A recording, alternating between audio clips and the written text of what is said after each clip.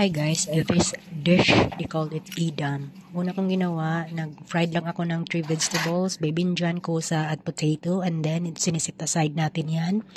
And then, nagisa ako ng basal, garlic, felfel green, and I add 1 Maggi guys to taste. And then, when it's good, I put the chicken that I've cut into small pieces.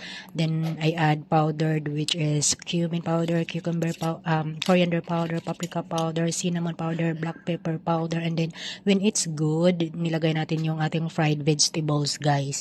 Then, pinakaluan lang natin ng ilang minutos. Then, pagkatapos, transfer ko sa glass yung Pyrex, guys. Then, naggawa ako ng sauce. 1 spoon tahina. I add water to mix the tahina. Then, milk. Then, baharat white, thom powder, 1 spoon cheese jubon. And then, 1 cup, a half cup of cooking cream. Then, yan yung binuhos ko sa ating Pyrex, yung liquid na white ang kulay.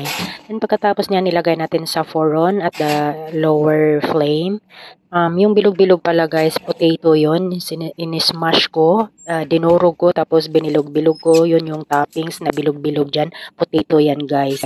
Pagkatapos niluto ko sa baba, ilang minutes lang kasi luto naman talaga yan, transfer natin sa ibabaw ang flame. So yan na yan guys, luto na siya guys.